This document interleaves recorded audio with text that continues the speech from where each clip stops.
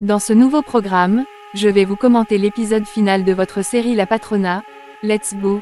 Tout commence avec Balmaceda, Alejandro et Gaston qui étudient le terrain, afin de coincer Antonia. Après cette entente, Alejandro s'en va prendre des armes pour être prêt. Balmaceda lui demande s'il s'en rend compte qu'il peut tuer sa propre mère en prenant ses armes, mais Alejandro pense qu'il n'ira pas jusque-là en tuant sa mère. De leur côté, Gabriela a peur qu'Antonia tue son fils. Du coup, cette dernière l'ordonne de s'agenouiller si elle veut voir son fils en vie. Gabriela exécute immédiatement son ordre, puis, Antonia éclate de rire. Elle se moque de Gabriela car elle aime qu'elle s'humilie devant la patronne. Et malgré toutes les belles robes qu'elle portait, tout le luxe qu'elle possédait, elle reste toujours la même femme sans valeur comme ça a toujours été le cas. Mais Gabriela insiste qu'elle relâche son fils, car elle a fait ce qu'elle voulait. Mais Antonia lui rappelle ce qu'elle avait dit un jour, quand elle était dans cet endroit isolé, toujours arrogante et fière malgré son état déplorable, elle lui avait promis qu'elle ne s'arrêtera jamais, jusqu'à ce qu'elle voie Antonia à genoux devant elle, en train de la supplier et de lui laisser la vie sauve. Et maintenant, elle réalise que c'est elle qui se trouve en ce moment à genoux. C'est vraiment stupide de sa part, d'avoir osé défier la patronne.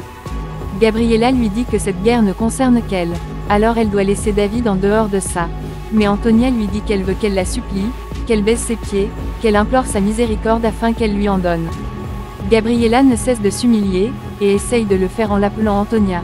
Cette dernière s'énerve et lui dit de ne plus l'appeler par son prénom, car elle sait parfaitement comment l'appeler. Gabriela la supplie de laisser son fils tranquille, mais vu qu'elle ne veut pas obéir à ses ordres, Antonia pointe à nouveau son arme sur David. Et là, Gabriela se rabaisse au niveau le plus bas, et supplie Antonia en la traitant de patronne. Elle implore sa miséricorde, et s'humilie en lui demandant d'épargner son fils. Du coup, Antonia se sent honorée et fière en voyant son ennemi se rabaisser devant elle. C'est la montre que personne ne peut lui tenir tête.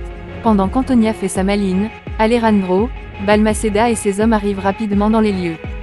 Gabriela ne cesse de rappeler à Antonia qu'elle est déjà à genoux comme elle voulait. Cette dernière lui dit que ce n'est pas assez. Elle veut la voir pleurer de chagrin comme le jour où Fernando était mort. Gabriela lui dit qu'elle n'a pas pu sauver Fernando. Par contre, elle a la chance de sauver son fils. Antonia lui dit que ce n'est pas la peine de jouer à la maline, en essayant de la manipuler. Gabriela lui dit qu'elle n'a jamais essayé de la manipuler ni sous-estimer. Cette dernière lui rappelle que c'est ce qu'elle a toujours fait. Elle s'est toujours comparée à elle comme son idiot de père le faisait. Gabriela, toujours en panique, lui demande ce qu'elle attend d'elle concrètement. Et là, Antonia lui dit qu'elle veut la voir trembler de peur. Puis, elle pointe à nouveau l'arme sur David, lui disant qu'elle l'aimait. Mais il s'est retourné contre elle. Il s'est laissé manipuler par cette femme. C'est pitoyable. Mais elle sait comment réparer cela, notamment en tuant David. Gabriela tremble de peur et supplie Antonia. C'est le fils de Fernando, son propre sang.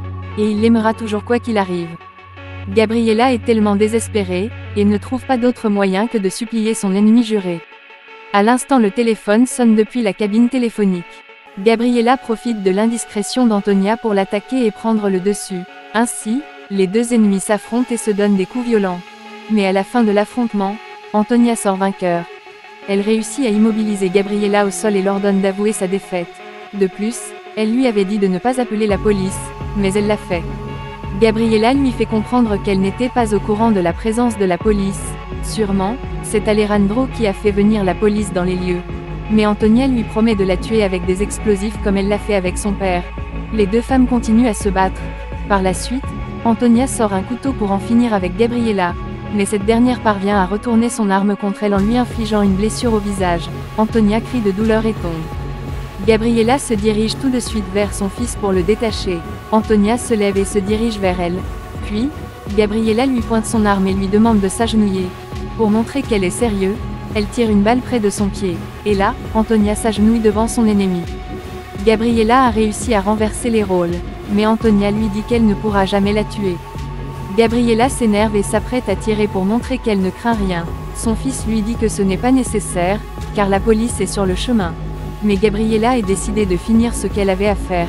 Et là, Antonia tremble de peur, et avoue qu'elle a gagné la bataille. Gabriela retourne pour libérer son fils, mais ce dernier crie en disant à sa mère d'être prudent. Antonia profite de son indiscrétion et l'attaque de nouveau. Elle crie sur Gabriela. Cette dernière lui dit qu'elle ne la laissera jamais s'attaquer à sa famille. Par contre, Antonia s'apprête à en finir une bonne fois pour toutes avec elle. À l'instant, Alejandro entre et les surprend. Puis il dit à sa mère de se calmer. Vu qu'elle n'est pas prête de lâcher l'affaire, Alejandro pointe son arme sur sa mère et lui dit de jeter l'éponge. Antonia devient curieuse de savoir s'il va tirer sur sa propre mère. Alejandro lui dit que si c'est pour protéger sa femme, son bébé et son neveu, alors il sera prêt à tirer sur sa mère. Maintenant, il l'ordonne de lâcher cette arme pour le bien de tout le monde. C'est le mieux à faire en ce moment. Mais Antonia lui fait comprendre que personne ne lui donne les ordres. Elle appuie sur la gâchette. Malheureusement, la balle prend son propre fils Alejandro. Il y a plusieurs mois elle a tué son fils Fernando. Maintenant, elle est sur le point d'en finir avec le seul fils qui lui reste au monde. Ce dernier tombe et ne répond plus de lui. Gabriela l'appelle à plusieurs reprises, mais Alejandro ne répond plus. Et là, Gabriela se lève et pointe son arme sur Antonia en lui rappelant qu'elle a tué Fernando, et maintenant Alejandro. Comment a-t-elle pu tuer ses deux fils de sang? Antonia tient un explosif en main et dit qu'ils vont tous mourir, car son fils ne peut pas mourir tout seul. Gabriela supplie Alejandro d'ouvrir les yeux, il ne doit pas la laisser toute seule. À l'instant, elle se rappelle de cette même scène, où elle tenait son père dans ses bras, et Fernando lui disait de quitter ce milieu car il est plein d'explosifs. Et aujourd'hui, c'est le fils de Fernando qui lui dit de quitter ici car il y a les explosifs partout. Mais cette fois, Gabriela lui dit qu'elle ne va laisser Alejandro comme elle l'avait fait avec son père. Par la suite, Balmaceda arrive avec ses hommes et demande ce qui se passe par ici. David leur dit que sa grand-mère vient de tirer sur son oncle, et elle est sur le point de faire exploser la mine. Rodrigo perçoit Antonia avec la télécommande qui indique que la bombe explosera dans quelques minutes. De son côté, Gabriela ne cesse de pleurer Alejandro. Elle désespère et s'imagine qu'elle l'a perdu pour toujours. Et cette idée lui fait beaucoup de peine. Mais les hommes en tenue font de leur mieux pour le secourir. Rodrigo tient Antonia de force pour l'amener à l'extérieur, car la bombe va exploser dans quelques secondes. Tout le monde se précipite pour sortir de la mine. Une fois dehors, l'ambulance arrive de toute vitesse pour transporter Alejandro à l'hôpital. Pendant ce temps, le temps s'épuise, et la mine explose comme la dernière fois avec le tigre et Fernando à l'intérieur. Pendant que Balmaceda se dirige à l'extérieur avec Antonia, Chacon surgit de nulle part, et tire sur Antonia en pleine tête. Cette dernière tombe et perd connaissance. Et là, Chacon éclate de rire, car il est parvenu à accomplir sa vengeance. Par contre la situation ne plaît pas à Rodrigo, car même si Antonia est coupable, il l'a aimée, et ça lui fait de la peine de la voir dans cet état. Du coup, il donne le feu vert en tirant sur Chacon. Ses hommes suivent le processus et tirent tous sur ce meurtrier, car il s'est attaqué à la bien-aimée de Rodrigo. Ainsi se termine la fin de Chacon dans cette série. Mais même après sa mort, Rodrigo n'est pas toujours satisfait, car il craint qu'Antonia soit morte. Quelques heures après, Alejandro se retrouve à l'hôpital entre la vie et la mort. Les médecins font de leur mieux pour le sauver. Cecilia essaie de consoler David en lui disant que son oncle ira mieux. Il doit garder espoir. De son côté, Balmaceda rend visite à Antonia, et lui fait comprendre qu'il a fait de son mieux pour la sauver. Mais ce n'est pas de sa faute si elle se retrouve dans cet état. Son destin était écrit ainsi. Elle a tué tous ses proches pour atteindre ses objectifs. Il croyait être tombé amoureux d'une bonne femme, une ange. Mais à la fin, cette femme s'avère être une criminelle. Et donc, il n'a pas d'autre choix que de briser ce lien. Puis, il fait un dernier baiser à Antonia pour lui dire au revoir pour toujours. Il quittera cette ville pour refaire sa vie ailleurs. Quelques mois plus tard, on assiste au procès d'Antonia Guerra. Vu sa situation critique, le juge a été obligé de se déplacer pour donner le verdict à domicile. Et donc, l'accusée Antonia est coupable de la mort de Marcos Beltrán, car elle maltraitait son mari en le trompant et lui refusait de suivre convenablement son traitement. Elle est également coupable de la mort de Julia Montemar. Il y a des preuves concrètes qui démontrent qu'elle a assassiné Julia en lui tirant une balle en pleine tête. La loi la condamne aussi pour l'un de ses crimes, notamment celle de la mort de Prudencia Montemar. Elle avait ordonné à Lucas de la pousser afin qu'elle soit heurtée par un camion. Sans oublier également son crime à savoir celle de la mort de Julio Montemar. Antonia est de nouveau jugée coupable de la mort d'Alberto Espino. Elle s'était rendue dans sa chambre d'hôpital pour l'assassiner avec un oreiller. Avec des preuves à l'appui, elle est également responsable de la mort de Ramon, Thomas Suarez. Elle avait tout planifié en mettant toute la faute sur Gabriela. Même son fils Fernando est mort durant l'explosion de la mine dont elle avait planifié. Du coup, elle est responsable de sa mort. À cela s'ajoute la mort de Max et Valentina, dont elle avait ordonné à Macario de s'en charger avec son cousin Chopo. Ces deux innocents sont morts pour rien. Même son propre allié Hannibal Villegas s'est suicidé en prison, à cause de la lettre qu'elle lui avait fait parvenir, lui disant qu'il est désormais un moins que rien. Prenant en compte toutes ces accusations et ces preuves, l'accusée Antonia Guerra est jugée coupable de 500 années de prison ferme. Quelques mois après ces problèmes, Gabriela a enfin donné naissance à Tomasito, le fruit de son amour et celui d'Alejandro.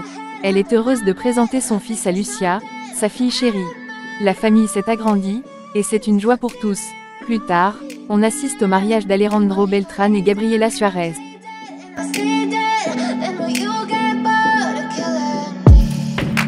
Silhouettes of you are like a taunt. Never really know just what you want. With you I don't ever feel calm. I can feel the sweat inside my palms. Play with me like cats and a string. You don't understand the pain it brings. You don't ever wanna give me wings. You don't ever wanna set me free. You know I'm addicted to you, and it's twisted, you've been gifted with the evil voodoo. Got me coming back for more, even when I've been screwed. Quelques mois après leur mariage, Alejandro et sa famille ont décidé de prendre des vacances dans un coin isolé rien qu'à eux. Ils profitent tous du bon temps, avec une famille élargie. David a désormais affaire avec ses petites sœurs et petits frères Tomasito. Gabriela profite de ce moment pour être toute seule rien qu'avec son chéri. Ce dernier lui dit qu'elle ne s'imagine pas à quel point il se sent tellement heureux. Gabriela lui dit qu'elle aussi est très heureuse à ses côtés. Les deux profitent pleinement de leur temps en amoureux et se font des blagues, puis Alejandro lui donne le colis de sa mère dont elle avait perdu. Il croit que ce colis est un miracle, et a permis à ce qu'ils soient tous les deux soudés. Gabriela sourit et lui dit que c'est lui son miracle, raison pour laquelle son cœur l'a choisi, et n'a jamais cessé de l'aimer. Puis les deux mariés s'embrassent de nouveau. Ainsi, sur ces dernières images marque la fin de la série La Patrona.